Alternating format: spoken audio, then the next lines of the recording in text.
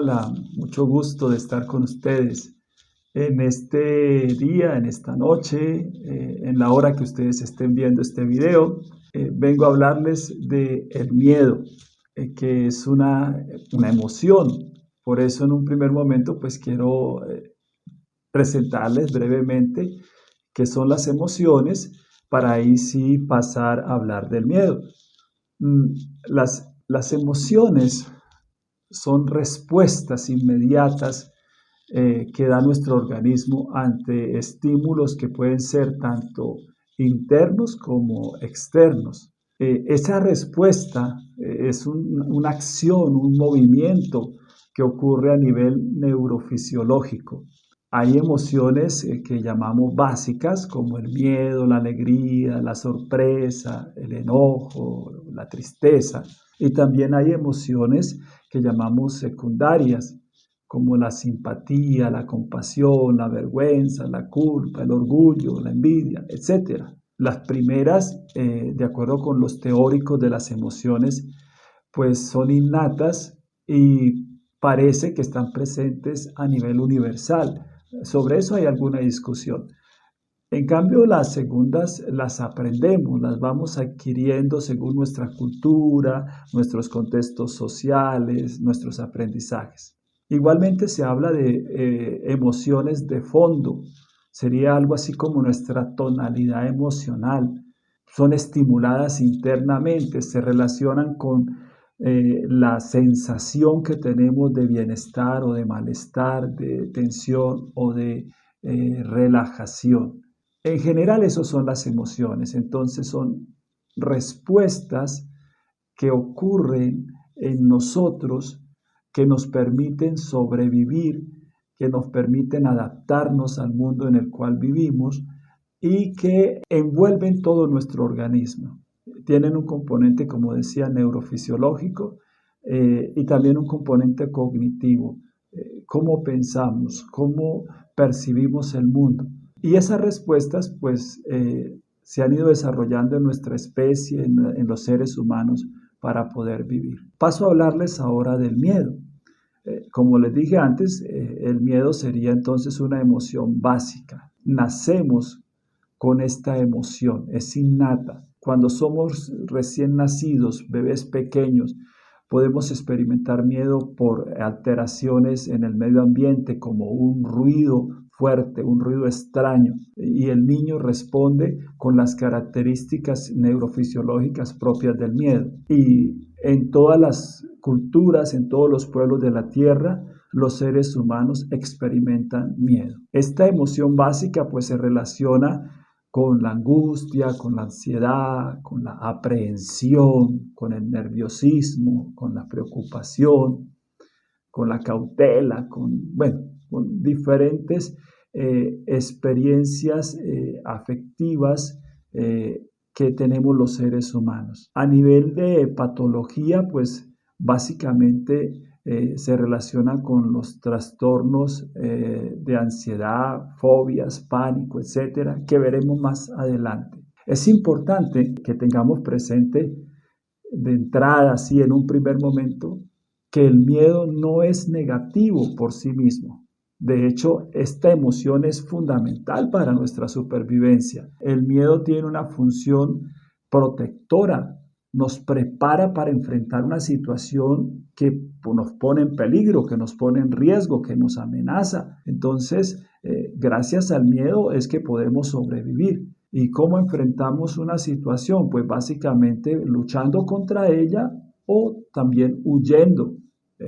La huida también es una alternativa para la supervivencia. ¿Qué ocurre cuando experimentamos el miedo a nivel fisiológico? Todos hemos experimentado el miedo, así que no voy a hablar de nada que sea extraño. Bueno, existe la posibilidad de que alguien no haya experimentado el miedo. Sería una situación problemática para una persona no experimentar el miedo porque puede envolverse en situaciones peligrosas, amenazantes y no darse cuenta. Pero en general, cuando experimentamos el miedo, sentimos frío en el estómago, tenemos respiración agitada, se acelera el ritmo cardíaco, puede haber sudoración, tenemos resequedad en la boca, se dilatan las pupilas, la visión se puede volver borrosa, podemos temblar. No necesariamente siempre tenemos todas esas señales fisiológicas, porque también depende de la intensidad del miedo, pero esas serían, digamos, como el tipo de respuestas a nivel fisiológico que están relacionadas con el miedo. Es muy común que sintamos ese frío en la barriga o inclusive ese dolor en el de estómago, o que se dilaten las pupilas o que nos pongamos pálidos. ¿Sí? Son como signos bastante comunes. Al mirar la neurofisiología del miedo, vamos a descubrir por qué ocurre esto, a qué se debe. Cuando se reconoce un peligro, no necesariamente el reconocimiento es consciente. Algunos teóricos dicen que existe la posibilidad de que no nos demos cuenta conscientemente de que algo nos está amenazando, pero sí hay una respuesta de tipo inconsciente ante una señal que se interpreta como peligro, como amenaza. Cuando nos damos cuenta o cuando nuestro organismo percibe una señal de amenaza, de riesgo, de peligro, hay inmediatamente una alteración cerebral. Nuestro cerebro comienza a funcionar de manera diferente y activa respuestas en nosotros, respuestas que tienen que ver con nuestro sistema nervioso autónomo. Entonces hay una alteración de nuestro sistema nervioso autónomo y también una alteración en el sistema hormonal. Segregamos noradrenalina, adrenalina, cortisol. Todas estas son diferentes tipos de hormonas, neurotransmisores que alteran nuestro funcionamiento. Básicamente nos preparamos para luchar o para huir. Y como nos preparamos para luchar o para escapar, para huir, entonces nuestro flujo sanguíneo hace que la sangre se dirija a los grandes músculos, los músculos de las piernas, los músculos de los brazos, con los cuales luchamos, con los cuales peleamos. Y entonces la sangre ya no está en otros sistemas como el aparato digestivo. Entonces, por eso experimentamos el dolor de barriga, o la sangre deja de estar en nuestro rostro, se va para los músculos, nos ponemos pálidos. Y como es necesario que estemos activos, alertas para la lucha, entonces por eso nuestro corazón comienza a batir con más velocidad, se acelera el ritmo cardíaco. Y esa concentración de sangre en nuestros músculos y esa alteración de nuestras hormonas pues nos puede llevar, por ejemplo, a que experimentemos temblor, nuestra boca se pone seca, claro, porque nuestro aparato digestivo suspendió labores, dejó de funcionar porque hay que luchar, entonces hay resequedad en la boca, etc. Fíjense cómo en el fondo el miedo activa unas respuestas a nivel fisiológico que nos permiten en una circunstancia de peligro hacerle frente, ya sea porque luchemos contra ella o porque sea necesario salir corriendo. Si no fuese así, pues nuestra vida estaría en riesgo. Pero hay un detalle, estas circunstancias de peligro generalmente no son frecuentes en nuestra vida en el sentido de que requieran ese tipo de respuesta. Eran muy frecuentes en nuestra vida, digamos, primitiva, cuando teníamos que enfrentar, yo qué sé, animales salvajes en la selva, cuando teníamos que enfrentar amenazas de catástrofes, de situaciones naturales muy difíciles, pero en nuestra vida cotidiana actual no tanto. Eso va a generar algunos problemas que veremos a continuación. Además, aparte de esas afectaciones, o de esas transformaciones, mejor, a nivel fisiológico, también hay alteraciones cognitivas. Ese cambio en el funcionamiento de nuestro cerebro que les mencionaba antes, no solamente tiene que ver con el cambio en el sistema autónomo, sino que además genera cambios en cómo procesamos la información. Nos ponemos hipervigilantes, así atentos. ¿sí? A lo que está sucediendo. Estamos con nuestros sentidos agudizados, entonces hay hipersensibilidad y porque estamos vigilantes y porque nuestros sentidos están alerta, percibimos los mínimos estímulos. Un ruido pequeño lo percibimos, que no lo percibimos normalmente. Cualquier señal que nos diga que cómo está funcionando esa situación de peligro, la vemos, nos damos cuenta de ella. Además estamos hiperfocalizados, es decir, que no le prestamos atención a todo, sino solamente a aquello que es la fuente de la amenaza, del peligro. Esos cambios cognitivos son muy importantes cuando enfrentamos un peligro real que está ocurriendo en nuestras circunstancias, pero nos pueden generar problemas, dificultades, malestares cuando la percepción del riesgo, de la amenaza, del peligro, no necesariamente está ocurriendo en las circunstancias reales, sino que se debe más bien a la manera como pensamos. Eso nos va a generar malestar, dificultades, cuando el miedo se vuelve un problema o cuando el miedo genera algún tipo de patología. ¿Por qué el miedo nos puede generar problemas, dificultades? Pues una razón importante es que en la vida moderna, en las circunstancias de nuestra vida actual, el miedo no siempre es adaptativo. No siempre funciona bien en nuestra forma de vida actual. Por ejemplo, si por algún motivo aprendimos o adquirimos una respuesta de miedo, por ejemplo, a la posibilidad de sacar malas notas en el colegio o a la posibilidad de obtener malos resultados en una actividad laboral, etc. Y esta situación que percibimos como amenazante, como de riesgo, como de peligro, no requiere necesariamente toda esa activación fisiológica de la cual les hablaba antes. Y entonces toda esa descarga de hormonas pues no va a ser utilizada.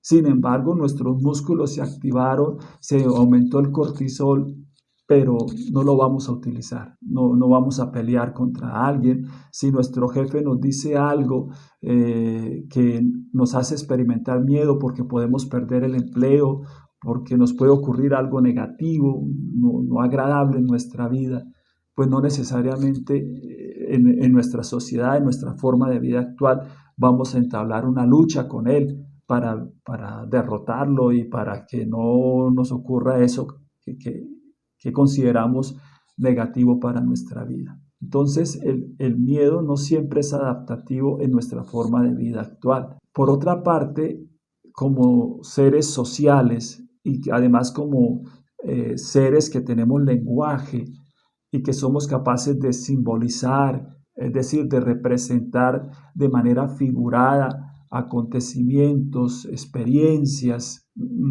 Por ejemplo, nosotros podemos a través de una palabra representar todo un mundo de experiencias, o podemos a través de un objeto representar experiencias, recuerdos, emociones, o somos capaces de anticipar el futuro, somos capaces de hacer predicciones, de suponer qué es lo que va a ocurrir.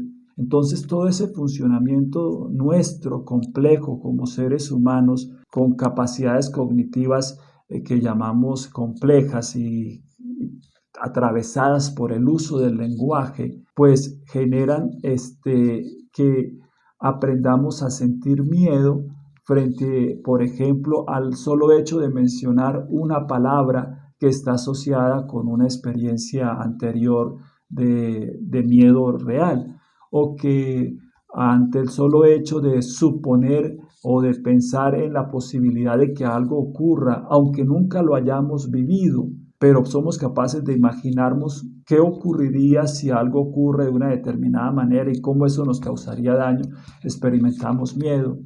Entonces, en nuestra forma de vida actual como seres humanos complejos, que utilizamos el lenguaje, que aprendemos en las interacciones sociales, podemos adquirir respuestas de miedo frente a situaciones que no necesariamente ponen en riesgo nuestra vida, pero sí experimentamos como amenazantes, y situaciones que no necesariamente están ocurriendo, pero suponemos que pueden ocurrir. Inclusive podemos llegar a sentir miedo del miedo. Podemos llegar a experimentar que vivir el miedo es tan difícil, tan doloroso, que nos da miedo la posibilidad de que ocurra algo que active en nosotros el miedo. Así vivimos, así ocurre en nuestra vida, esas son nuestras circunstancias en la actualidad y en la forma de vida que tenemos nosotros moderna. Y entonces el miedo puede llegar a ser un problema, siendo una emoción fundamental, necesaria para sobrevivir. Simultáneamente puede ser una emoción que se nos puede convertir en un problema. Actualmente hay una alta incidencia de trastornos relacionados con el miedo. Básicamente nos referimos a los trastornos de la ansiedad. Hay personas que no se consiguen relajar, que tienen preocupación excesiva por diferentes aspectos de su vida. Hay personas que desarrollan miedos específicos, miedo a objetos, animales, actividades, a situaciones, y que ese miedo no les permite vivir, les genera una incapacidad para funcionar adecuadamente. El miedo puede ser tan desadaptativo, tan grande, tan desproporcionado, que bloquea a la persona, que le causa problemas, que le genera un malestar grande. También podemos desarrollar miedos ante circunstancias sociales, estar en público, ver payasos, bueno, asuntos que tienen que ver con nuestra forma de vida social actual. Podemos también tener trastornos de pánico, en los que toda la experiencia del miedo está presente sin que haya, y de un miedo intenso, ¿no? De un miedo que raya con el terror, sin que haya una causa aparente, visible, pero la experiencia está ahí, o sea, estamos sintiendo todo lo que a nivel fisiológico y cognitivo implica el miedo. Entonces el miedo se puede volver un problema.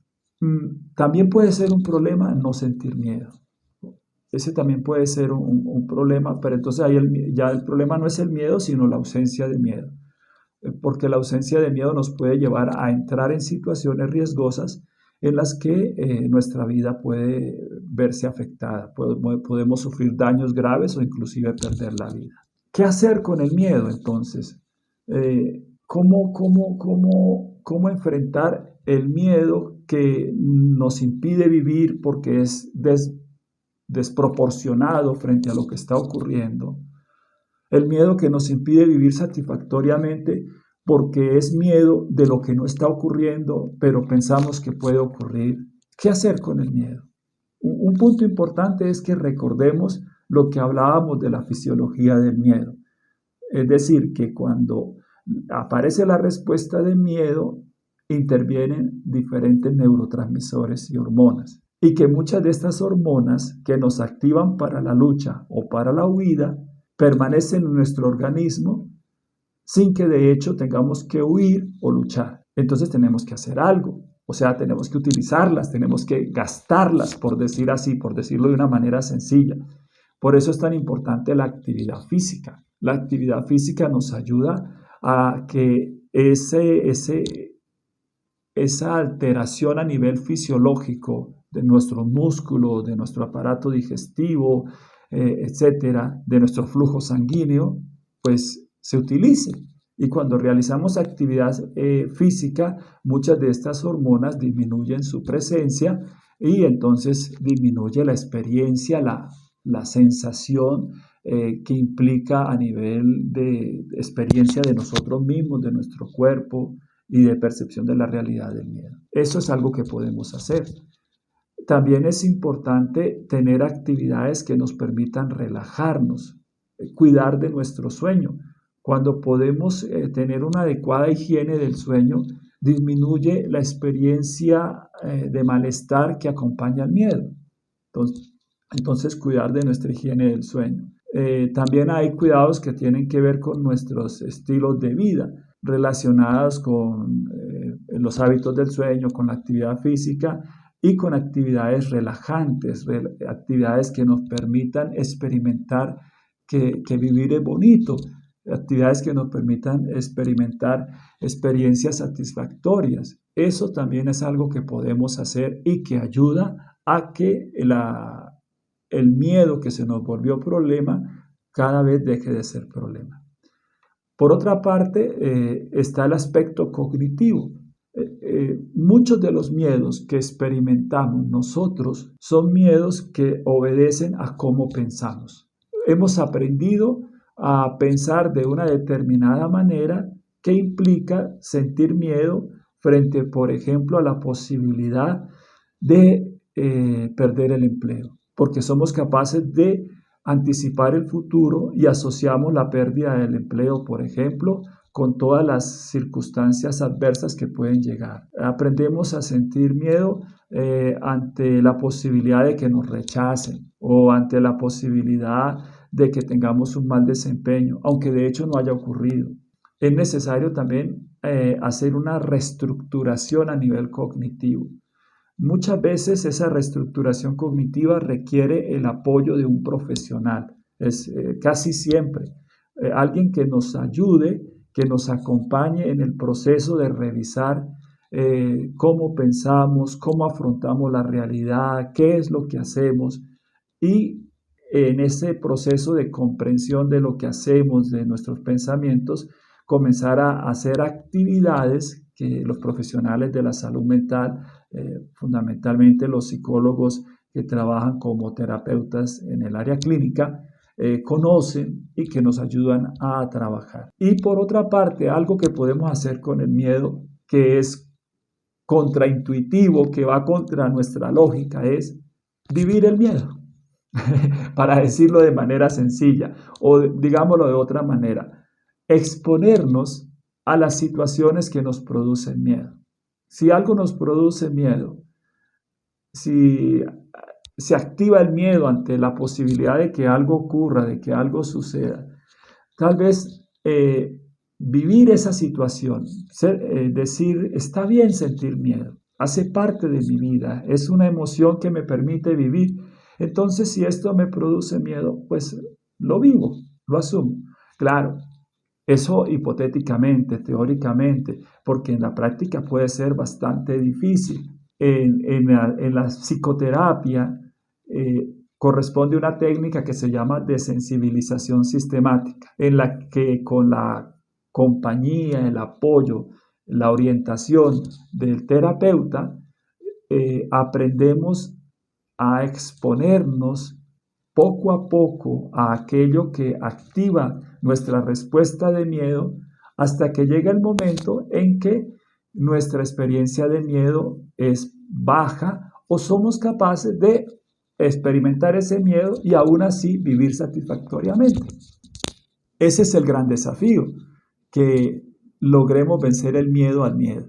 Sí, y lo podemos hacer con diferentes estrategias que muchas veces requieren, sí, del apoyo, la colaboración, la compañía, la intervención de un profesional de la salud mental. Bien, este es mi mensaje entonces para todas, para todos en este día. El miedo no necesariamente es negativo. De hecho, tiene un componente positivo que es protegernos. El miedo existe en nosotros porque queremos seguir viviendo. Si experimentamos miedo, significa que nuestro cuerpo, nuestro organismo, nosotros estamos funcionando para proteger nuestra vida. Pero el miedo se puede volver problemático cuando es desproporcionado, cuando es un miedo ante lo que no está ocurriendo o ante objetos, circunstancias, situaciones en las cuales pues el miedo desde un punto de vista lógico no tendría razón de ser, pero aún así lo sentimos. La buena noticia es que podemos hacernos cargo del miedo. Por una parte, con hábitos de vida adecuados, buen sueño, actividades de relajación, de esparcimiento y actividad física. Por otra parte, cuando ya es bastante problemático, con la ayuda de profesionales de la salud que nos ayudan a reestructurar nuestra manera de pensar y nos ayudan a afrontar el miedo. Muchas gracias.